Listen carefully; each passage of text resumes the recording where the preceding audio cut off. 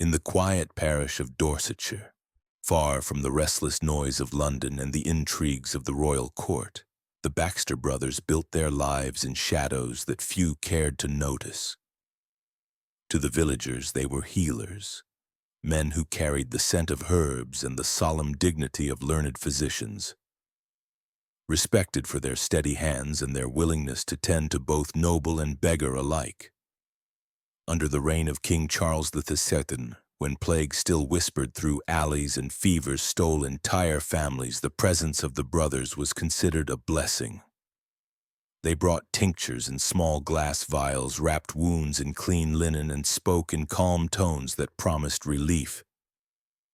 Yet within their home, behind the drawn shutters and the overgrown garden, the truth festered. The Baxter home stood at the edge of the parish, a narrow stone house that seemed ordinary by day but changed under nightfall. The garden, though wild, was carefully curated with plants that told two stories, roots and flowers known for their cures, and others known for their poisons. Villagers whispered about the brothers collecting nightshade blossoms under moonlight or burning resinous herbs in their cellar when no illness had been declared in the parish. But whispers were weak currency against gratitude, and the Baxters' reputation remained untouched. To most they were quiet men of learning, devoted to their patients, yet those who lingered near their shuttered windows swore they heard cries that did not sound like fever but like something else entirely. The brothers learned early how to hide cruelty beneath the veil of care. When a fevered boy was brought to them, they claimed to cleanse his blood with poultices, but the mixture burned deeper, twisting his body until delirium overtook him. They watched every movement with cold patience, recording how long he survived the torment as though the child were nothing more than a specimen.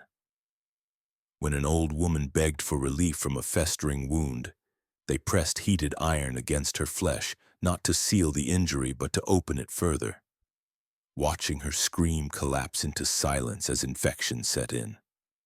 Their faces never betrayed their satisfaction. To the parish, these were the unfortunate failures of medicine. To the brothers, they were lessons carved into flesh. By the late 1660s, the Baxter name traveled beyond Dorsetshire. Nobles passing through on their way to estates further west often stopped to consult them, impressed by their reputation for discretion and results. Their home became a waypoint of quiet cures, though the truth was far from healing. The brothers had built a philosophy that grew darker with each experiment. To master life, one must master pain, and to master pain, one must inflict it again and again until its secrets could be read. Their notebooks filled with sketches of twisted limbs, timings of heartbeats fading under stress, and measurements of breath against choking fumes. In the dim light of their cellar, they treated not illnesses but curiosities, turning each patient into an unwilling text upon which they wrote their discoveries. They believed that agony was a kind of scripture, and only through the repetition of suffering could the hidden language of the body be revealed. What others would call cruelty, they called progress. To those who visited, the brothers spoke softly and with care, never revealing the cold fire that drove them. They knew patience was their truest weapon, for evil survived best when it appeared kind. With each passing year, they learned to feed their hunger in smaller, quieter ways, careful never to draw notice, careful never to leave behind evidence that could not be explained as failure or misfortune. And so the parish that thought it sheltered kind physicians had in truth given sanctuary to something else. Two brothers whose devotion to their work was nothing more than devotion to cruelty itself. Their madness was not wild but deliberate, not loud but calm, and it grew stronger with every silent hour in which their victims suffered. As the world above trusted them more, the cellar below whispered of the torment still to come, a torment that would not remain hidden forever but would swell until the night when their secrets could no longer be contained, leading into horrors that no villager nor noble could ever have imagined. In London, the name of the Baxter brothers carried an echo that belied the silence of their parish home. Their journeys into the city began modestly, summoned for consultations with minor lords whose ailments demanded discretion. But within years they were walking through the gates of noble estates under the protection of servants who bowed as though carrying kings. It was a strange rise, for the brothers were not graduates of Oxford nor members of the College of Physicians. Yet whispers of their skill reached the ears of those who circled Queen Catherine of Braganza. They were spoken of as men who cured without fuss, who asked no questions, and who delivered results when others had failed. To the court, this was loyalty disguised as humility. To the brothers, it was the perfect cover for a fascination that was less about saving lives and more about observing the slow unraveling of the human body. In their presence, the sick felt comfort, for the Baxters had learned the craft of masks. They spoke with soft assurance, their hands clean and careful, their eyes lowered in respect. But behind those gestures lay something that was neither mercy nor pity. Each noble who entered their care became another canvas for their hidden studies. A lord suffering from an infected leg was not merely treated. He was subjected to ointments laced with corrosive powders that ate into flesh, while the brothers charted the progression of tissue decay. They praised the noble for his bravery as he wept in silence, recording how long the man endured before his nerves collapsed into numbness. A lady afflicted by what the court called a weakness of the lungs was fed tinctures that constricted her chest until she gasped for air, while the brothers measured the intervals between her desperate breaths. She died not in violent agony, but in what seemed a natural decline, her family thanking the Baxters for easing her passing. Yet in their notebooks, the brothers wrote with satisfaction about how the lungs yielded to invisible hands when pressed by the right poisons. Their methods were never reckless. They were deliberate, unfolding with the patience of men who understood that too much cruelty revealed itself. But cruelty made to look like fate remained hidden forever. When a child of a wealthy household failed to recover from a fever, it was explained as God's will, not the Baxters' carefully chosen concoctions that had driven the fever into a fatal burn. When an elderly baron lingered too long with a wound, his decline was written as age, not as the brothers' habit of salting his bandages until each dressing was a punishment rather than a cure. Their victims never cried out in ways that reached the ears of others, for their pain was always mistaken for the symptoms of their sickness, never the hands of the men trusted to save them. What disturbed most was not only what the brothers inflicted, but the calm precision with which they recorded it. They treated their ledgers as scripture, each entry a litany of suffering made orderly by time, weight, and measure. The deaths they delivered were not accidents, but controlled outcomes calculated as though the human body were nothing more than a clock to be dismantled piece by piece. They never saw faces, only mechanisms. Eyes were lenses, lungs were bellows, nerves were strings that could be plucked until silence. In this way, their reputation thrived in the light while their true purpose thrived in the dark. The more the nobility admired their skill, the more victims they acquired, hidden beneath layers of respectability. For the Baxters, the admiration of Queen Catherine's physicians was not a crown of honor, but a shield that allowed them to act without suspicion. They studied each victim with a hunger that no cure could satisfy, seeking not to heal but to perfect their philosophy of pain. In their minds, they were not monsters but pioneers, men destined to write knowledge into history by carving it into flesh. They were convinced that what they did was a necessary cruelty, a sacrifice of the few for the revelation of truths that others were too weak to uncover. And so their faces remained innocent, their voices calm, while within them a darkness grew stronger, feeding on silence, preparing for acts that would no longer be hidden in chance but orchestrated as ritual. In the cellar beneath the Baxter home, a new order of cruelty began to take form.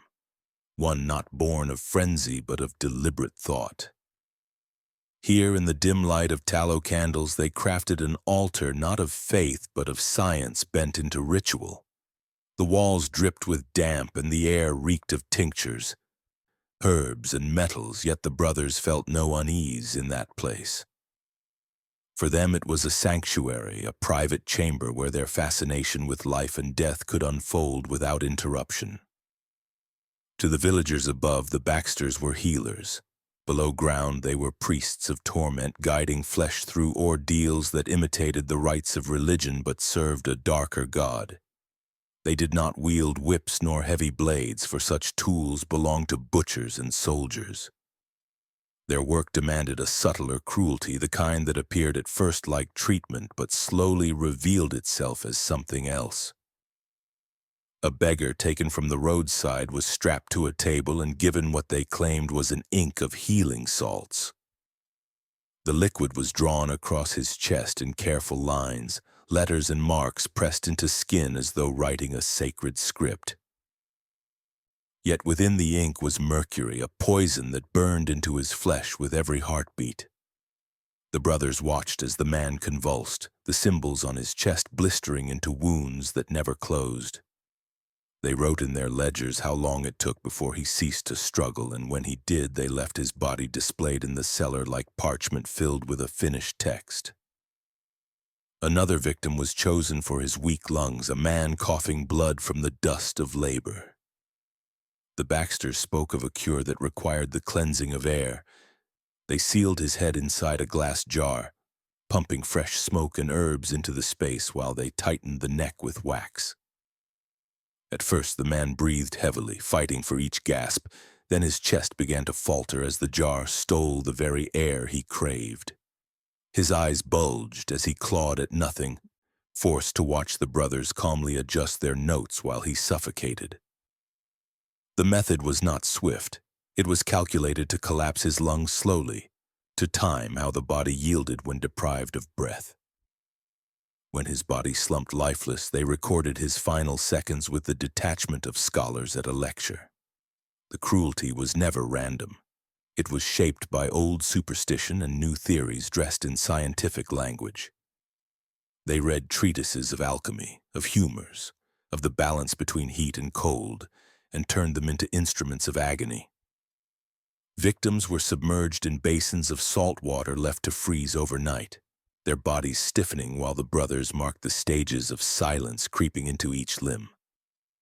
Others were forced to swallow concoctions of resin that hardened in the throat, choking them from within as though cursed by invisible hands. Each death was not only an end but a lesson, each scream another verse in the scripture they believed they were writing. To the brothers, the cellar had become a chapel. The tables were altars, the tools were relics, the cries were hymns. In their minds, they were not killers but custodians of truth, chosen to reveal what others dared not look upon.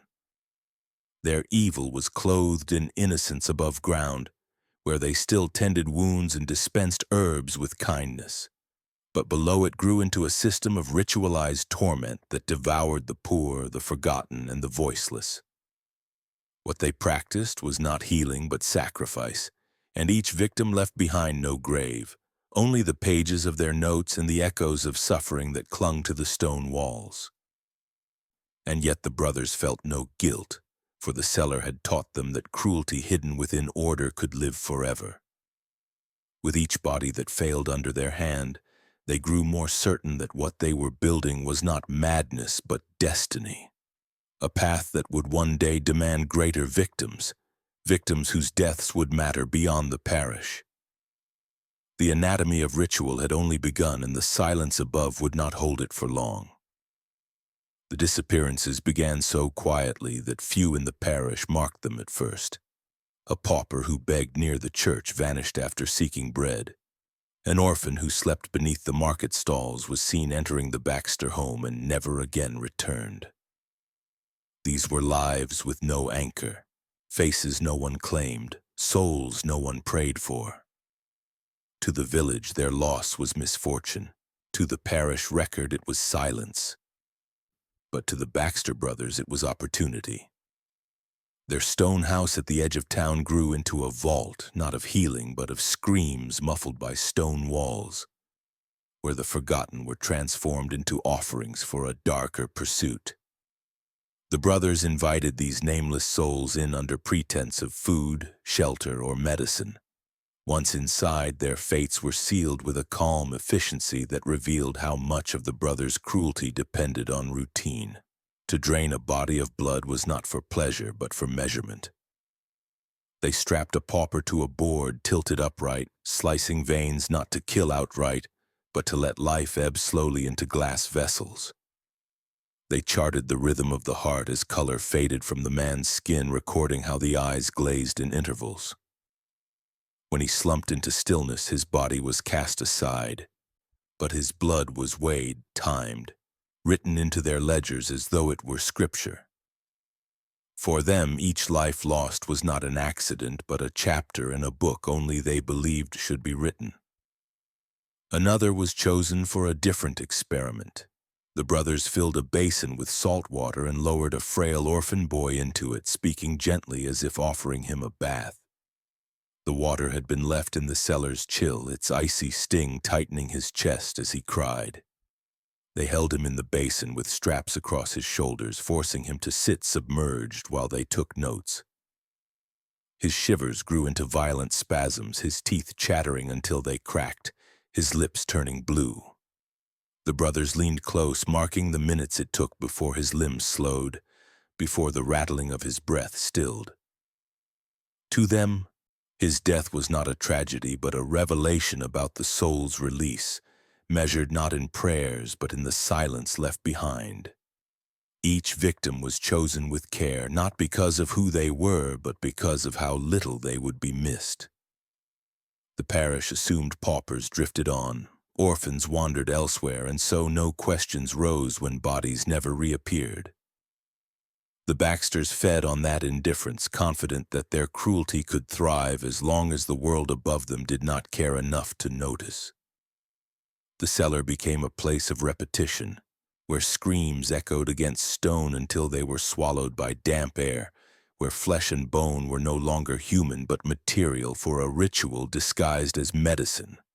The psychological toll on the victims was as deliberate as the physical torment. The brothers rarely inflicted immediate pain. They preferred to let terror unfold slowly, whispering false reassurances even as their instruments prepared death. Victims often realized too late that they were not being healed but dismantled, their final moments poisoned with betrayal. Some thrashed until their strength broke, others went silent, staring into nothing as though surrendering before the cruelty began. The brothers studied both responses, fascinated not only by the collapse of the body but by the unraveling of the mind. They believed that fear itself carried truths, that the way a person begged or fell into silence revealed as much about the human design as the failure of a lung or the faltering of a heart. Above ground, the brothers walked calmly among neighbors, their clothes neat, their words kind. They carried baskets of herbs to the poor, tipped their hats to churchmen, and prayed aloud at Sunday service. Their reputations were untouchable, built on gestures of charity that masked the reality below. Yet beneath their home, the forgotten stacked into silence, their lives erased not only by cruelty but by society's refusal to notice their absence. The parish, blind and indifferent, became the accomplice that allowed the brothers' order of torment to thrive. Each death deepened the Baxters' conviction that they were chosen for a purpose greater than healing. They saw themselves as keepers of hidden truths, guardians of knowledge carved into skin and bone. What others would call murder, they called ritual. What others would call horror, they called progress. And as the bodies multiplied in the shadows, so too did their certainty that the cellar was no longer enough, that their work was destined to touch lives beyond paupers and orphans, to claim victims whose absence could not be ignored. The brothers had perfected their methods on the nameless. Soon, they would turn their eyes to the world that had begun to trust them too deeply. The night the nobleman arrived, the air in Dorsetshire carried the weight of storm clouds that had not yet broken. His carriage wheels cut deep into the mud, lanterns glowing faintly against the dark as he made his way to the Baxter house. He was not a great figure in the eyes of London, but his bloodline connected him to the court of James, Duke of York, and his name carried enough weight that the brothers welcomed him with a rare warmth. To the villagers it looked like an honor bestowed upon the parish, for to host such a guest was a mark of trust. Yet behind the closed shutters of the Baxter home, the nobleman's fate was sealed long before he set foot across the threshold. He had come complaining of weakness in his limbs, a trembling that no court physician could cure. The brothers listened with kind eyes and lowered voices, offering him a bed, a warm meal, and their promise of discretion. He believed himself fortunate to be treated away from the eyes of London, where sickness was often confused with shame. But the Baxters saw something else. Here was a man whose flesh was tied to power, whose body carried not only blood but a history that could be carved open and studied like sacred text. For years they had honed their cruelty on paupers and orphans, but this night they turned their attention to a man whose absence could stir whispers far beyond their parish. It was a risk they welcomed, for ritual required escalation. The nobleman was led into the cellar under the pretense of treatment. The brothers spoke gently, telling him that the cold stone chamber would calm his trembling, that the herbs burning in brass bowls would cleanse his blood. He lay down upon the table willingly, unaware that its restraints were disguised as comfort. When the iron clasps locked around his wrists and ankles, he laughed nervously, thinking it a precaution. But when the brothers did not release them, when they instead began to arrange their instruments upon a wooden tray, the laughter faltered. He asked questions with rising fear, but no answer came beyond the calm assurance that what they did was necessary. The first cut was small, drawn across the flesh of his forearm with the delicacy of surgeons. The brothers peeled back skin not to remove it but to reveal what lay beneath. Thin threads of nerve were exposed, glistening in the candlelight. The nobleman screamed, thrashing against the restraints, his body jolting with violent spasms. The Baxters leaned close, recording each twitch, marking in their ledgers how the body convulsed when a single nerve was plucked with a silver probe. They spoke to one another in tones of study, as though the man before them were no more than a specimen under glass. His screams filled the cellar, bouncing off the damp walls until they lost their human edge and became a sound almost ritualistic in itself. They did not kill him quickly. Instead, they moved with dreadful patience, exposing one nerve at a time, pulling back skin from his arm, his leg, his chest. Each reaction was observed, measured, recorded. When his body shook uncontrollably, they pressed down with steady hands, noting how long it took before exhaustion forced his convulsions into stillness. His cries shifted into hoarse moans, then into silence, broken only by shallow breaths. The brothers looked upon him not with pity, but with the satisfaction of priests watching a sacrifice complete its course. The nobleman's mind began to fracture under the weight of agony. At first he had begged, then cursed, then pleaded again. But as the hours dragged on, his eyes grew empty, his voice reduced to whispers that carried no meaning. The brothers saw this collapse not as tragedy but as progress. They believed the soul itself was unraveling. That torment had pushed him past the threshold of human endurance into some realm of revelation. His body had become their scripture, his suffering their sermon. When at last they ended his life, it was done not with a single strike, but with the slow piercing of a needle into the heart, a gesture precise and deliberate. The nobleman gasped once, his body arching, then fell into stillness. The brothers cleaned their instruments as calmly as if they had finished supper, while his corpse lay stretched across the table, carved and mutilated, yet arranged with almost artistic care. They did not bury him in haste, For days his body remained in the cellar, studied, measured, each wound compared to their notes until they believed they had drawn all knowledge possible from his suffering. Only then was he disposed of, his remains scattered where no trace could be followed back. Above ground, the Baxters moved with the same calm innocence as always, tending to patients, speaking with neighbors and bowing their heads in church. Yet beneath the soil of their home, a nobleman tied to the court of the Duke of York had been taken apart nerve by nerve, his agony converted into lines of ink and knowledge only they valued. It was a ritual not of madness but of order, a cruelty masked as study, a method that left no witnesses but forever altered the depth of their devotion to torment. The brothers had crossed a boundary, and with each act that followed they would no longer be content with nameless victims. Their hunger had grown, and in that hunger lay the promise of horrors yet to come. The Baxter brothers' cruelty entered a new stage when they became convinced that death was not complete unless it was seen by the one who endured it. Pain alone, they believed, was only half a revelation. True understanding came when the victim was forced to look upon their own undoing, to watch the body collapse and the face surrender to its end. To capture this vision, they polished great sheets of copper into mirrors, hung them in the cellar like holy icons, and placed their captives before them. The reflections filled the chamber, doubling the shadows, making each scream bounce not only in sound but in sight. In that room, no victim suffered alone.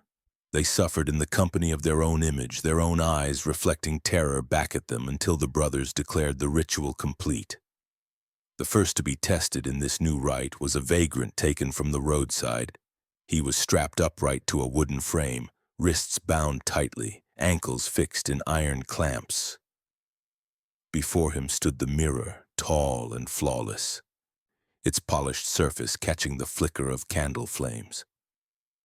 At first he struggled against his bonds, but when the brothers approached with a ladle of oil simmering over a brazier, his movements grew frantic.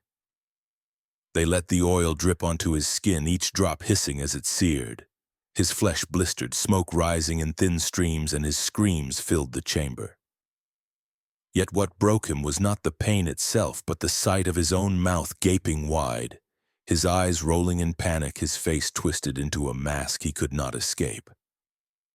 The brothers stood to the side, quills in hand, noting how long his eyes remained open before he shut them tight, as if hoping blindness could shield him.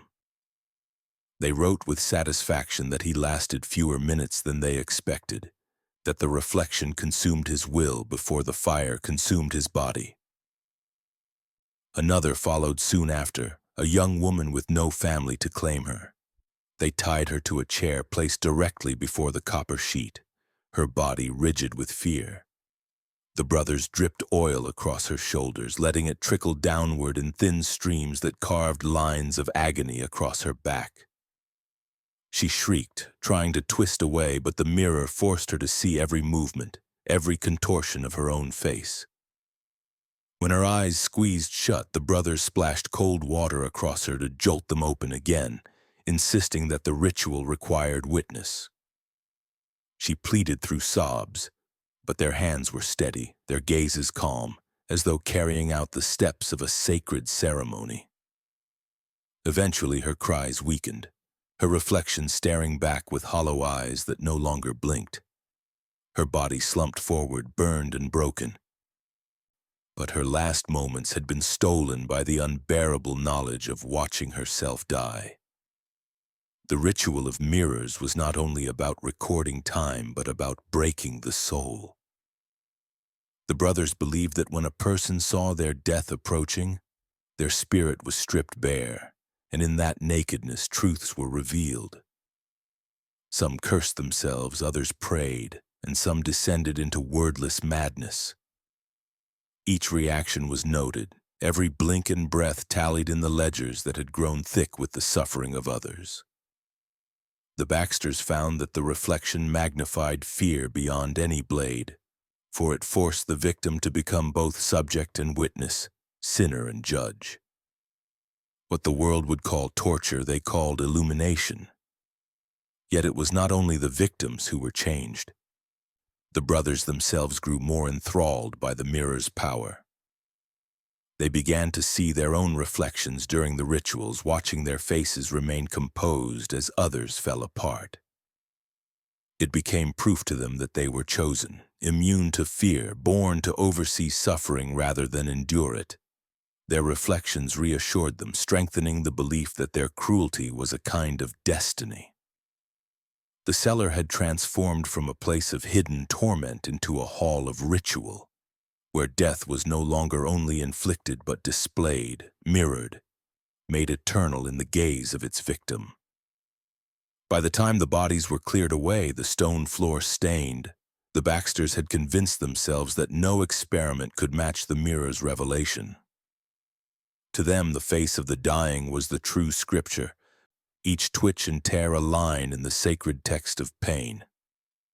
They had built not only a method of killing but a philosophy of reflection, a belief that no life ended in silence if the victim was forced to watch their own ruin.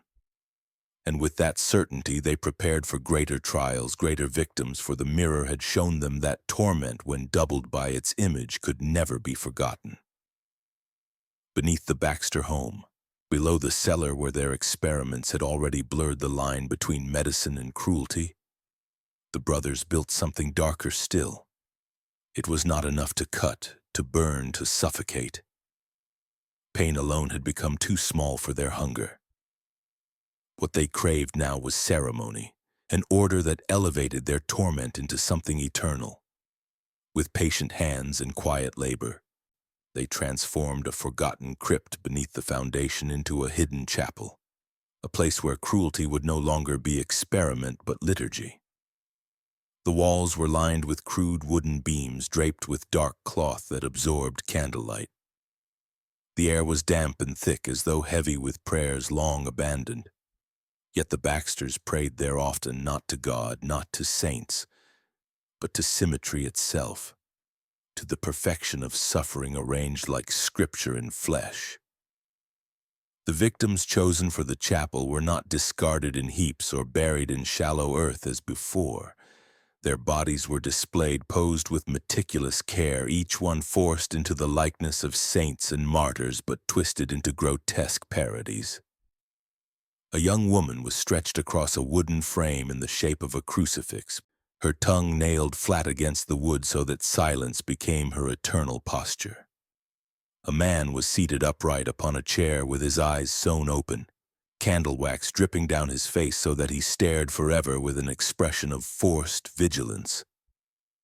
Others were bent and broken into kneeling positions, their hands clasped by wire to resemble prayer, though their fingers had been shattered to fit the shape. The Baxters saw in these arrangements not death, but icons, relics that sanctified the chapel with their suffering. Each killing was prepared like a ritual. Victims were not slaughtered in haste, but guided step by step into their final form. A boy taken from the parish orphanage was forced to kneel for hours before the altar until his legs collapsed beneath him. When he no longer had strength to rise, the brothers bound him in that position, driving nails through his calves to keep him fixed. They lit candles around his bowed head, whispering that he now resembled a saint in eternal devotion. His body remained there until decay consumed it. But in the brothers' eyes, he had achieved a kind of perfection.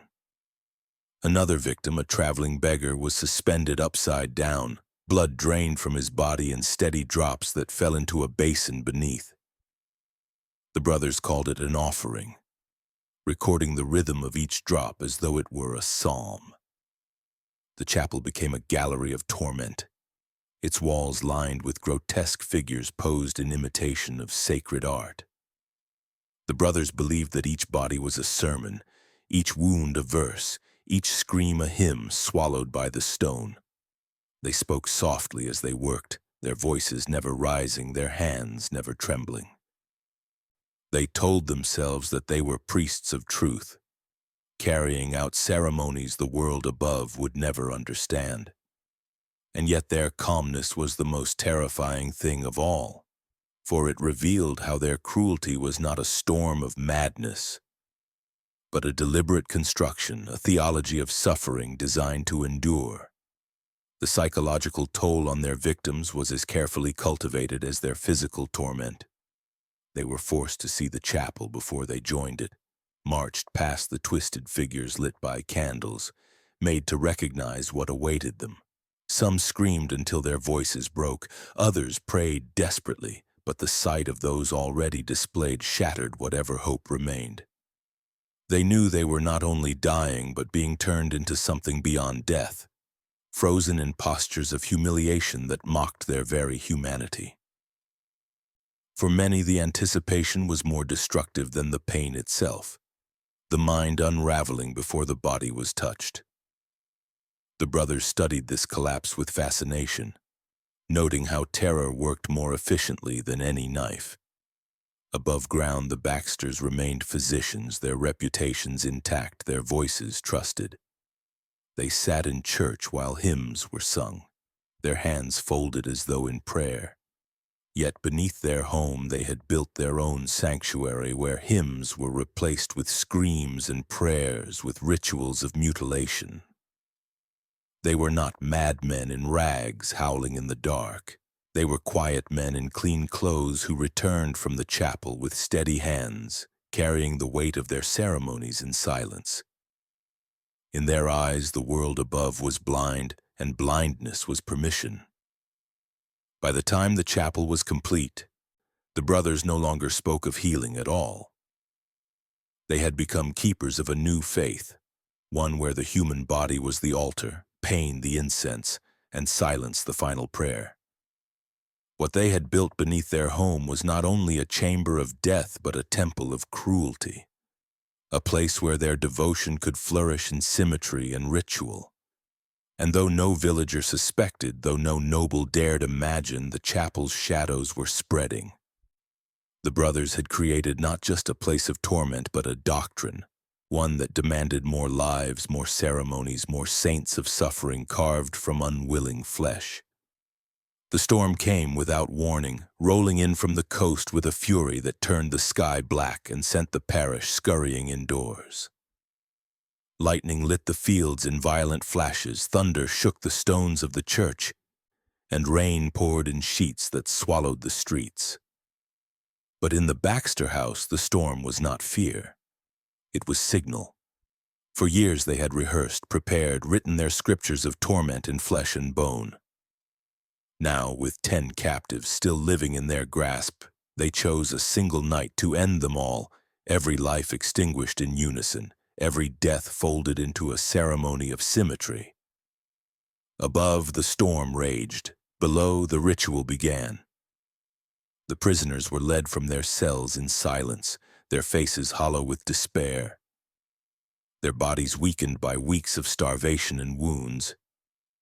Each was bound to a device prepared long before, every contraption designed with one purpose, to ensure that no matter the method, each heart would falter within the same hour.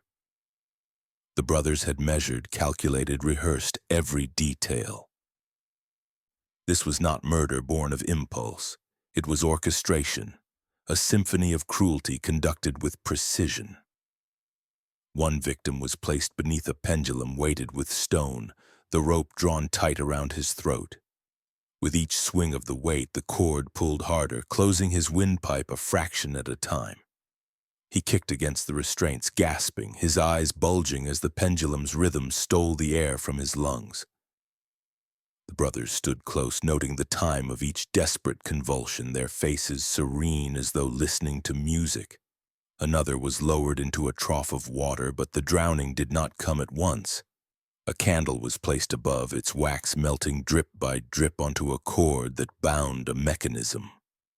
When the last drop fell, the weight released, and the man was pushed beneath the surface, thrashing as his lungs filled. The Baxters had calculated the candle's burn to the minute, ensuring his end would align with the others. His terror was not in the water itself, but in watching the flame shrink, knowing his life was measured by its light. A woman was chosen for the most delicate of deaths. She was bound upright, her chest exposed, her heart beating visibly beneath the skin. The brothers held icicles brought from storage, sharpened into fragile spikes. With calm precision, they drove one into her torso, the frozen shaft piercing organ and flesh. There was no blade to find, no steel to trace. As the ice melted, her blood ran cold, her body shivering as life drained away without wound or weapon left behind. She gasped in confusion, staring at the brothers with wide eyes as though begging them to explain her unraveling. They wrote in their ledgers the exact moment her heart ceased to beat. Elsewhere in the chamber, others suffered in ways equally calculated. One was fed fumes from burning herbs until his lungs collapsed. Another was suspended by hooks until blood loss overtook him. A boy was forced to inhale dust ground from bone until his breathing faltered into silence. Every death was timed, every scream arranged so that the final moments aligned. The storm above struck with thunder as though echoing the screams below until the entire house seemed alive with sound, rain against roof, thunder in sky, agony in stone. The victims knew what was happening. They saw others perish beside them, felt the rhythm of deaths around them, understood they were not dying alone but as part of some pact they could not escape. Terror consumed them not only because of their own fate but because they recognized its order, its inevitability. Their minds broke in those final minutes not simply from pain but from the realization that their deaths had been rehearsed, that they were pieces in a ritual written long before they were chosen. When the final body went still, when the pendulum swung without resistance and the candle's flame guttered into darkness, the cellar fell silent. 10 corpses lay arranged in positions of collapse, their faces frozen in horror, their bodies bearing the marks of methods too precise to be random. The brothers stood in the center, their heads bowed not in guilt but in reverence. To them, the night was not slaughter but completion. The storm above had hidden the screams, the rain had washed away suspicion, and the thunder had consecrated their work. By dawn, the parish awoke to broken fences, flooded streets, and fields torn by wind. No one spoke of the Baxter house. No one asked about the missing paupers and wanderers who had vanished. But beneath that house, the brothers believed they had sealed a covenant, a pact written in symmetry and blood. The same night would never be forgotten, not by the victims who perished in terror, not by the stone walls that kept their echoes, and not by the brothers whose devotion to cruelty had reached its perfect form. It was not the parish that uncovered the horror, but the storm itself. Weeks after that night of thunder and rain, neighbors noticed the earth around the Baxter home had shifted. The swollen ground near the foundations cracked open, exposing a thin passage that led into the cellar. At first, they believed it was only flood damage, until the stench of rot drifted through the village air, a smell that no storm could explain. Reluctant eyes and trembling hands forced their way inside, and what they found was a vision so unspeakable that many fled before they could bear a second glance. Bodies lay in grotesque arrangements, their limbs twisted into shapes resembling saints, their tongues nailed, their eyes sewn open. Candles still clung to melted stubs and mirrors leaned against the walls, reflecting the frozen terror of the dead. The chapel below the house was revealed, and with it the full truth of the brothers' devotion to cruelty. The news spread with a violence of its own. Whispers ran faster than carriages, carrying tales of rituals and mutilations all the way to London. By the time the Crown's messengers arrived, the cellar had become more than a crime scene. It was a wound carved into the parish itself. King Charles II, already burdened by plague, fire, and the fragile politics of his reign, was told of the discovery in hushed tones. The brothers had not been common charlatans. They had treated nobles, courtiers, even those tied to Queen Catherine's household. To allow their deeds into the light would be to stain the reputation of the monarchy itself. And so the order was given. The matter must be sealed, erased as though it had never been. Officials descended upon the house with haste. The chapel was dismantled in silence, the bodies gathered and buried in unmarked pits, the instruments of torment burned until no trace remained. The ledgers filled with years of notes, every cruel measurement, every detail of suffering were seized and thrown into fire. Witnesses who had entered the cellar were sworn to silence under threat of punishment, and some who spoke too freely disappeared without explanation. What should have become a reckoning was instead buried under layers of secrecy, as though the land itself was forced to forget. Yet memory is never so obedient. The villagers who had seen the cellar could not erase what they had witnessed. They carried it in their eyes, in the tremble of their voices when they whispered at night. They told their children never to trust physicians who lived too far from town, never to linger near shuttered houses with gardens grown too wild. Some swore they still heard cries on stormy nights, echoes rising from beneath the earth even after the house was abandoned. For them, the silence demanded by the crown was a wound that never healed, a reminder that evil had been sheltered among them under the mask of kindness. The Baxters themselves were never found. Some believed they fled before discovery, slipping away into the chaos of the storm.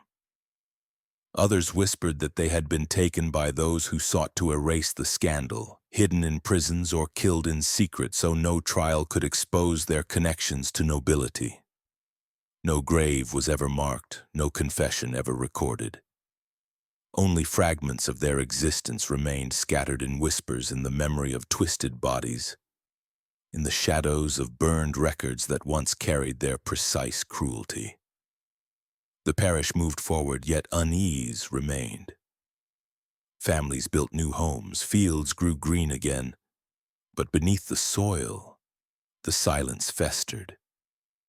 Those who remembered spoke less as the years passed, until the story was treated not as history but as rumor, a tale too grim to be told openly.